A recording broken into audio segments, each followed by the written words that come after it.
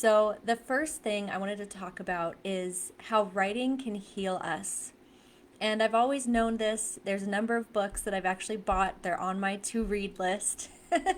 Does anyone else have a very long to read list?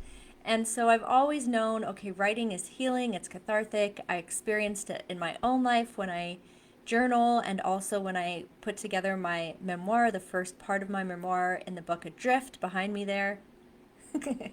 And I've been listening to the book on the audiobook, The Body Keeps Score.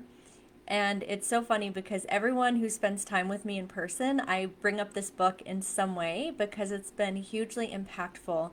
The book, the first 9 hours of the book on audio are all about trauma, the way it affects our bodies, different research that's been done. So the first 9 hours of this book were extremely heavy. And now I'm finally into the second half of this book that talks about healing. And there's a good section dedicated to writing and the power of writing.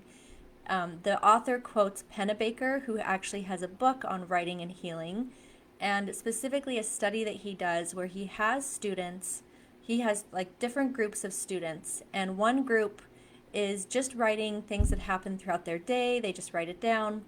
The other group journals about a traumatic experience that happened to them, like what happened. And then the third group journals not only the traumatic thing that happened, but how it made them feel, what thoughts they had, and how it's affected them today. And what he found looking at these three groups, he had them do it, I think it was 3 days for a certain amount of minutes every day. And he followed this group post this exercise. And the people who had the fewest visits to the college nurse clinic and who reported the best kind of results and impact were the people who wrote not just what happened, but they took time to explore their thoughts, their feelings, and how it impacted them today.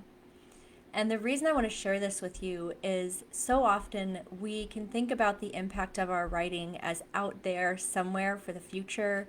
Once we're a bestseller, once our book is published, we kind of put these contingencies on the impact that our writing can have. And I'm just so fired up about this that simply taking the time to journal, to express your thoughts, your feelings, that is going to have an impact on you right now, today. And then that will impact the people in your life, the interactions you have this week, and the ripple effect goes on and on.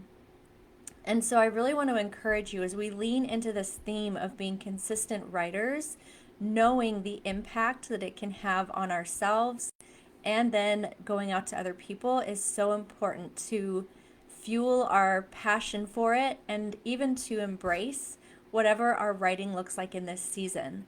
I know I have